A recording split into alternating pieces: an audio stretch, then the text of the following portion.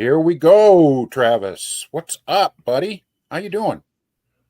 I'm feeling much better. Last week when we talked, I was still getting over my respiratory or whatever, and now I'm probably like at 95, 98%. So I feel good. Well, even 70% of Travis is better than 100% of most people. How's Well, that? that's true. That goes without saying, or at least it should. Feel better. Yeah, it does. Yeah, well, I'm excited. I'm excited. Yeah, go ahead and tell people what we're about. This is Travis and Ross, and this is Notes On, and we try to talk about Christ on purpose. That's so right. This morning or today, I sent you an article a bit ago about a pastor who deconverted, and one of the reasons he said he did that was he felt like as a pastor, he just wasn't seeing that Christianity, that faith in Christ made a difference to anybody in his congregation. And I thought that was a really interesting criticism. It was very heartfelt on his part. If we can, we'll link that article to the recording. But I just thought maybe that's something we could talk about, Travis. That's really important, and I take that very seriously. And do you have something else? You have something else you want to talk about first, and then we can get it's interesting that we're talking about this today, and what we're really talking about is, what is the greatest apologetic for Christianity? And the answer is the life of the individual Christian who's living faithfully to the word. The prayer warrior, the old lady who's faithfully attending church, and she's praying for members of the congregation, and she's just doing that. She's loving her neighbor. That's right. She doesn't know all the theology in the world. She doesn't hardly even know what the word theology means, but she loves Christ. She loves his word. She takes the sacrament every Sunday, and she's loving her neighbors and living faithfully every single day. That is a far greater apologetic for the faith than all the high-end apologists in the world arguing for God's existence. Yeah. And I have no doubt in my mind that that's true. So if that's the greatest apologetic, this individual is saying, I'm not seeing that. I'm not seeing that in my congregation. I'm not seeing people better off because they believe this, or better people because they believe this. And I feel the pinch of that because, as Peter Kreeft said once, the greatest argument against Christianity is Christians. Yeah. And so that's something that we have to check ourselves on. Can we continue to rationally believe Christianity, even in a world where we're seeing a lot of great pastors fall? And when I look at my students, I teach high schoolers, they don't know anything about anything having to do with Christianity. I can't get students who are raised in the church to fully imbibe the idea that they should not be going out every weekend partying like crazy, much less can I get many of them to even know what the four gospels are. Forget reading them. So the church is, I don't think the church has been in this as an unhealthy state as we are now since just before the Reformation. I think that one of the worst states we were ever in is just before Martin Luther nailed his theses to the door of Wittenberg. That's pretty bad, because if you read about what the state of the Catholic Church was at that point, it was pretty far from the gospel, pretty far from the biblical standards, pretty far from Christ's heart. Absolutely. Yeah. And I think your average Catholic would agree with that. So yeah. So I think you're right. I mean, you and I have been followers of Hugh Ross and all of this rational, philosophical, scientific apologetics. I think all of that stuff really fascinated me and appealed to me because that's what I needed. I thought for a long time I'd be able to use that material in witnessing to other people, but I find that what it did was it made me really certain of my faith. Yeah. And gave me the confidence to go out and talk to others. But most people, they want to know, is Christianity good, not is Christianity true.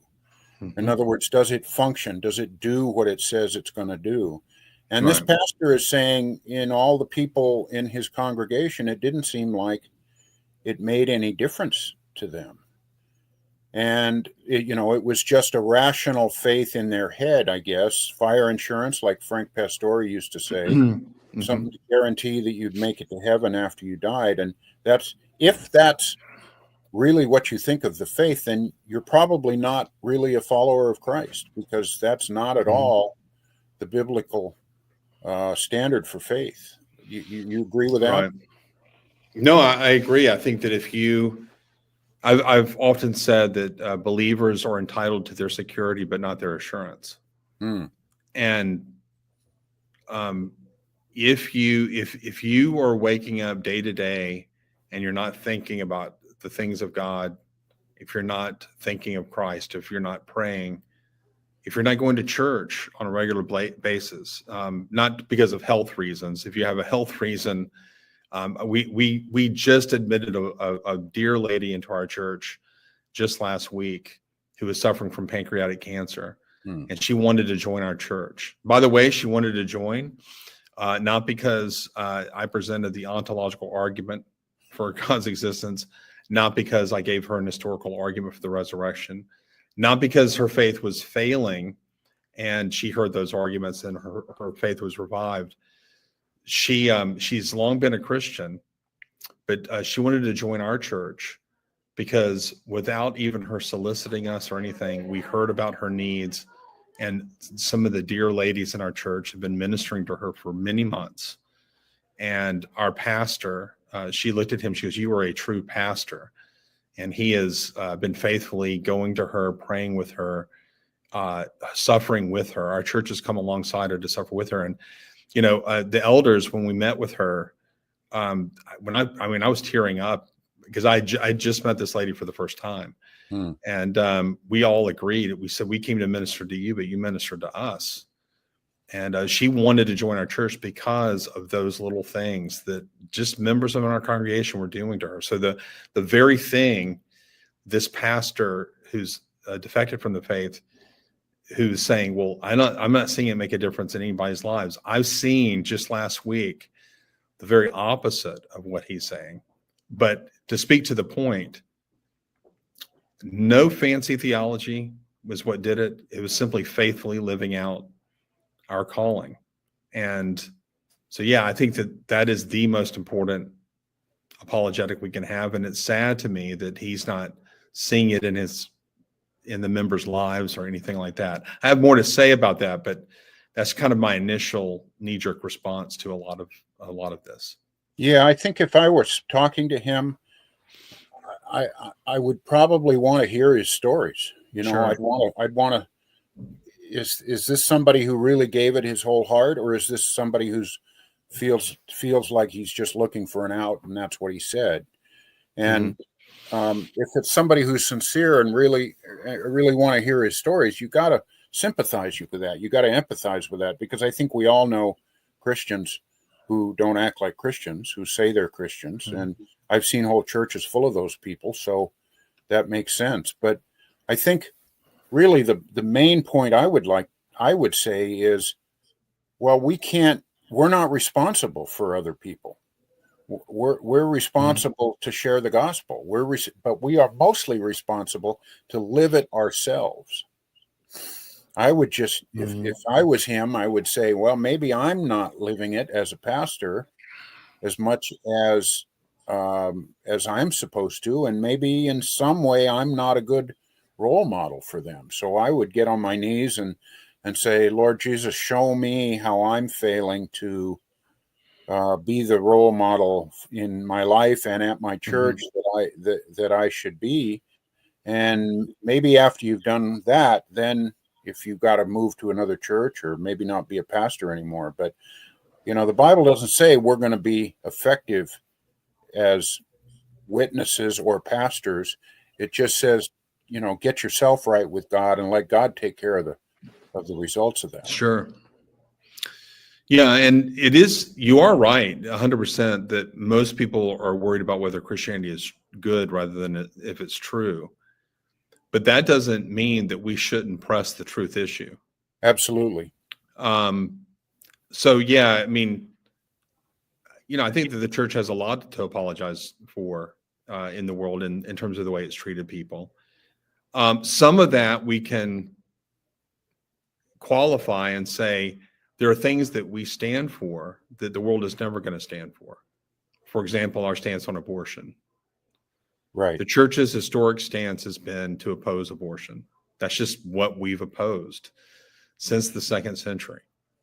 And I'm talking about formally, and you can actually see it implicitly in the Bible, but formally speaking, the church has opposed abortion. So that's going to offend people, and people are going to they're going to think that that's mean, evil. There are people that are so upset over Trump because they think that the evil practice of banning abortions in states is going to increase under him.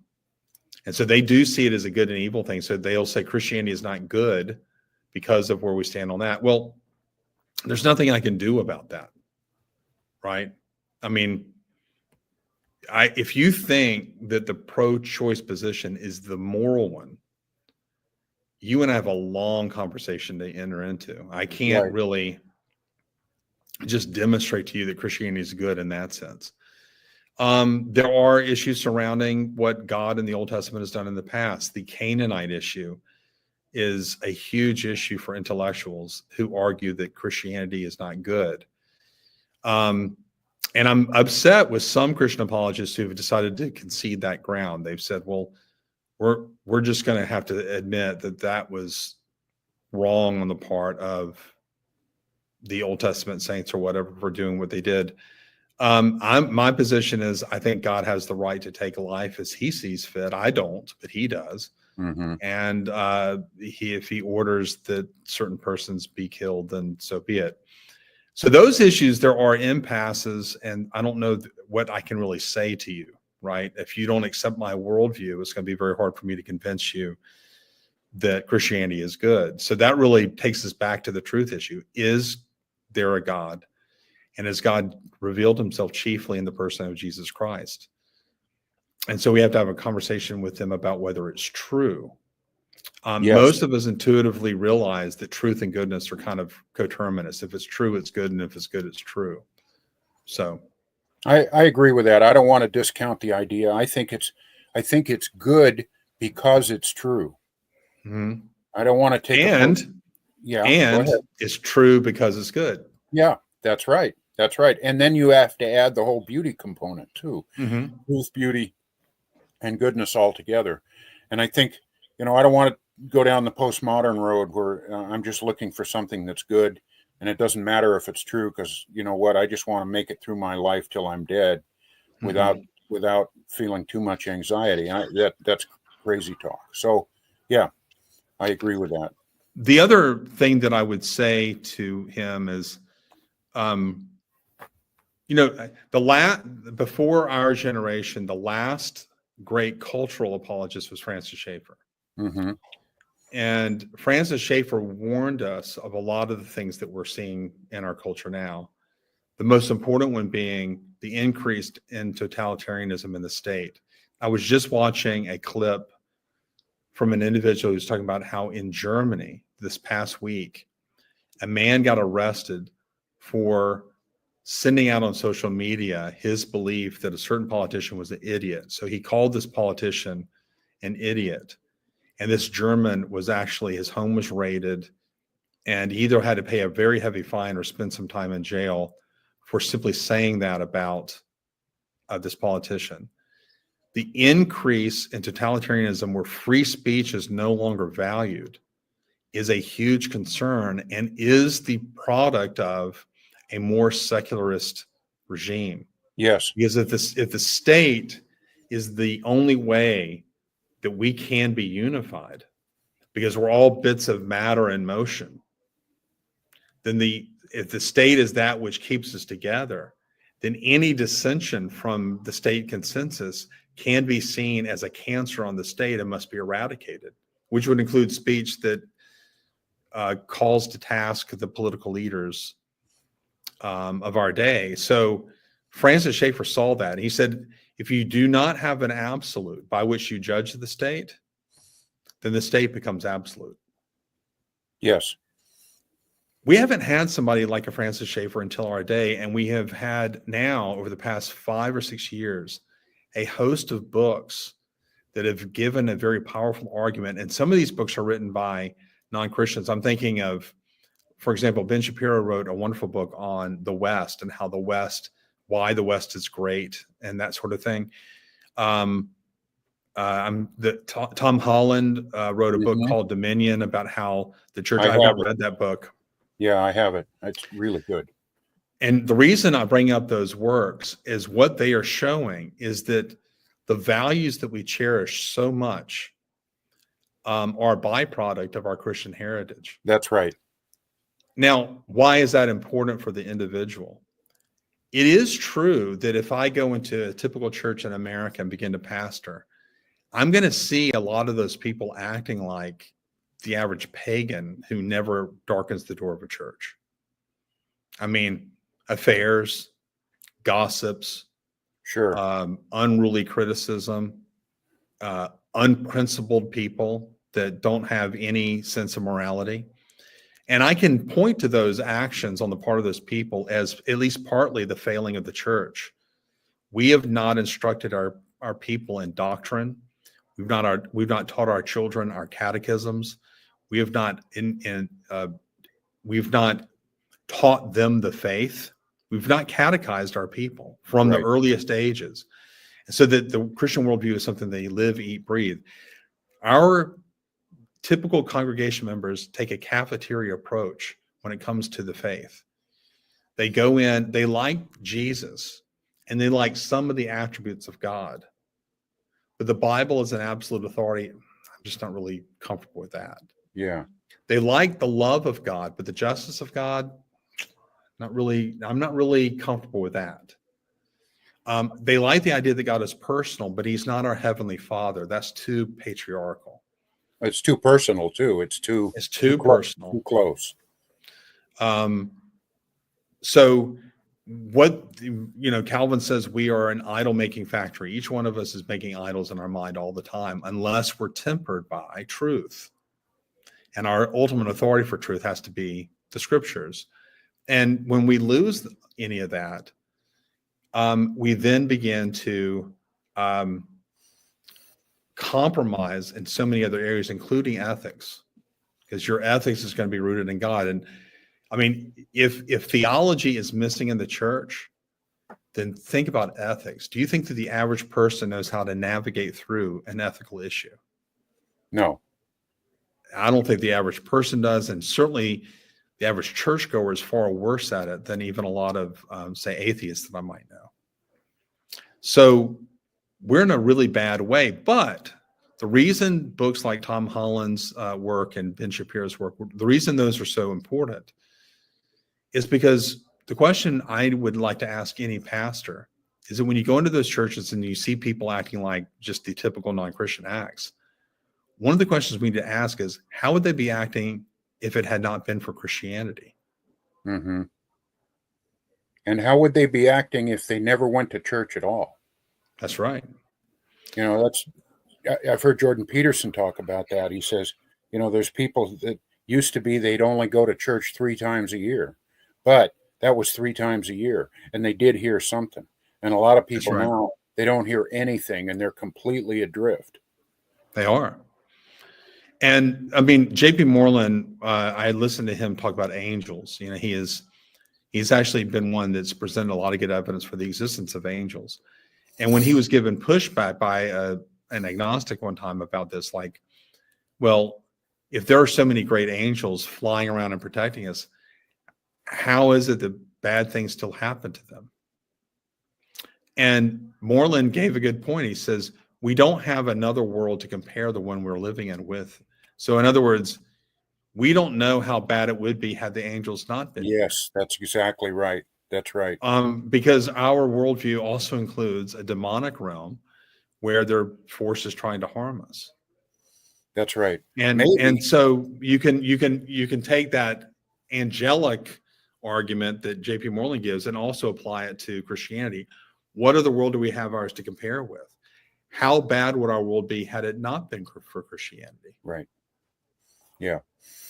You were talking about a minute ago about not being catechized, about not being taught, and you and I have talked a lot about comparative Christian faiths, and I've told you this. Maybe I haven't said it on the show, but I'm in the middle of taking some RCIA classes at my local Catholic parish, not because I want to become a Catholic, but because I really want to truly understand what they're doing and what they're saying, and I don't want to be ignorant in my criticism and praise. There's a lot of things they do well, and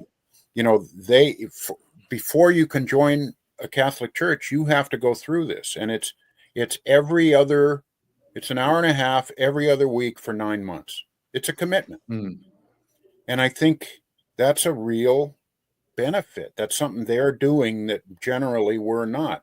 Now, the other side of that was I read this article a couple days ago about some Catholic priest in Africa, and he thought it was nuts that any sermon lasted longer than 10 minutes.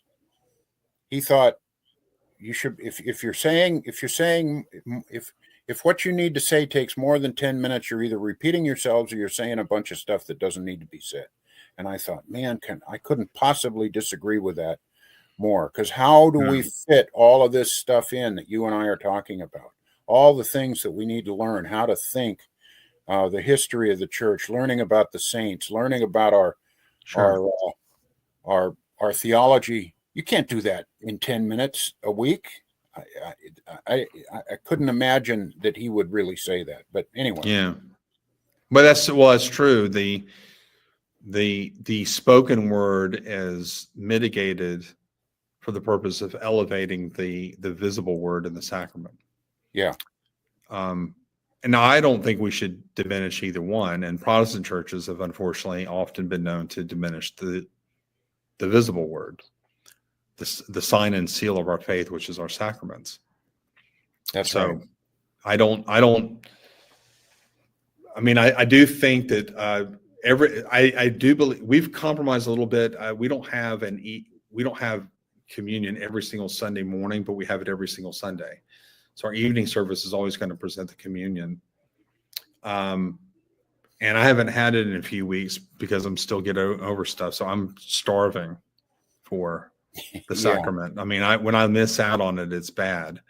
For me personally, I benefit so much from it. But yeah, we should do that every Sunday. You should be doing the communion every Sunday. You should be in church every Sunday hearing the word. This was one of the things that I wanted to at least announce on the show. Last week, my ministry, Consider This, formed a partnership with Southern Evangelical Seminary so that the courses that I teach can now go towards credit at the seminary. Wow, that's fantastic.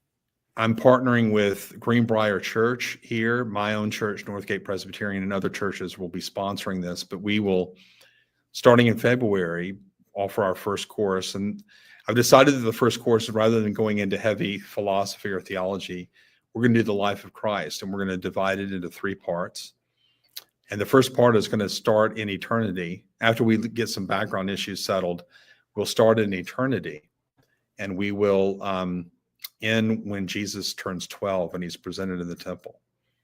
And the next part, we'll do the first leg of his ministry, the first year and a half or so. And then the second part will be the second year and a half or so. And then we will cap it off. And I'm not 100% sure I'm doing this yet, but I may do 2 of these courses, but we'll cap it off with Christ and prophecy. Did the New Testament correctly interpret the prophecies concerning Christ? And we will be working our way through the material put out by people like Tobias Singer. I'm really excited about this. And we were going to record these, and those who take my course and take my exam will be able to get credit. And anyone who takes my course, whether they audit it or do the intensive section, they will get 10% off of any course they take with Southern Evangelical Seminary. Wow. So this is my attempt to try to get people to think a little bit more deeply on the faith. They can do an audit so that once a week on Sunday, they can come and listen to the lectures for an hour, work through my harmony of the Gospels and that sort of thing. Or they can take it for credit or potential credit by doing it 4 hours a week. So Saturday for 3 hours and Sunday for 1. We come, we discuss, they will take exams. It'll be like a real course. And the whole point is for those who either want to go into the ministry or just get a deeper sense of their faith, they can take these courses. My goal is to take you through the entire theological curriculum: biblical theology, systematic theology, apologetical theology, all of it, so that when you come out of all of it, then you are fully trained in the Christian worldview. And if nothing else, it's something you can have as a boon to your own faith, that you can walk through this life confident that the God you're praying to is really there to hear you. Or you can pass this on to your children and create a legacy of your own by spreading this material around and letting people know there really is good reason to believe that Christianity is both true and good and beautiful. That's fantastic, Travis. You have a particular angle or emphasis that you want to put on that you would say most people wouldn't, or how are you going to, how should people think about that? I think that the emphasis that I'm going to put on it may not be unique, but it's not as common as you find in a lot of circles. For example, I'm a classical apologist, so that's not really new. After all, it is the classical approach. But I am a Thomist, and my methodology is a little bit more strict than what you're getting from a lot of classical apologists. Most people follow what is called a cumulative method or cumulative quick case or combinational method for approaching truth, adjudicating worldviews, and that sort of thing. My method is a little bit different than that. I'm more strictly following a strand of thought that you can find in Augustine and Aquinas, and then later people like Norman Geisler. When it comes to, therefore, doing something like theology proper, theology proper is the study of the doctrine of God, God's essence. What is God? The triunity of God, that sort of thing. And it usually ends with creation. For many people, that's a 12-week course that you would take in seminary towards a master's degree. Well, my seminary training course that can go towards a master's degree through SES, I'm dividing that into 3 semesters. So wow. It's 24 weeks just on the essence of God and 1 12-week period just on creation, where we're talking, and then we end that with angels. So I have an entire section on, creation and angels before we get into anthropology. And that it's not really until then that we talk about evolution and all of that. But that is divided into 3 courses as well. One of them being ethics. So ethics is actually a subsection of anthropology. And so that's kind of how I'm approaching this. Would you say that this would be focused in a way that would appeal to, say, Orthodox and Catholic, or would you say it's more from a Reformed position? Or, well, I am Reformed. But it's more, I would say, it's broadly Reformational Protestant. Not until you get into some specifics around salvation that my Reformed convictions would start to come out, in spades. But if you want to even go more broadly, it's far more Catholic than it is Orthodox. Orthodox Christians are not very much in favor of systematic theologies, too cerebral. Yeah. And in fact, they take great pride in that. So if you're Orthodox leaning, systematic theology is probably not going to be your cup of tea. But if you're even a Catholic, it's probably going to agree with, 90% of what I'm doing.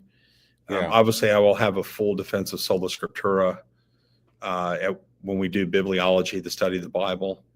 So obviously, I'm going to have things like that will irk, if you will, a lot of Roman Catholics. But like when we get into the theology proper, the doctrine of God is full on Thomistic metaphysics for 12 weeks, basically.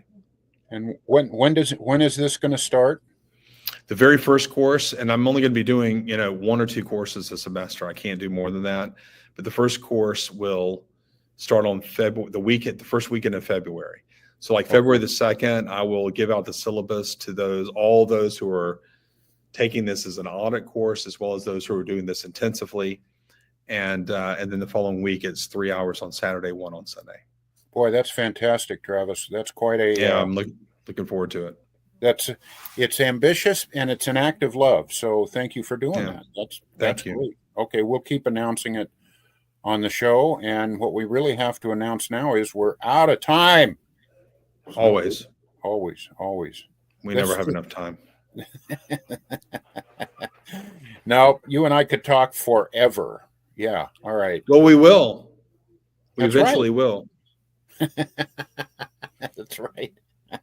And we'll still have just as much we need to say as we do. That's right. That's right. That's great. Well, you take care, my friend. All right. Thanks, Travis. Bye-bye.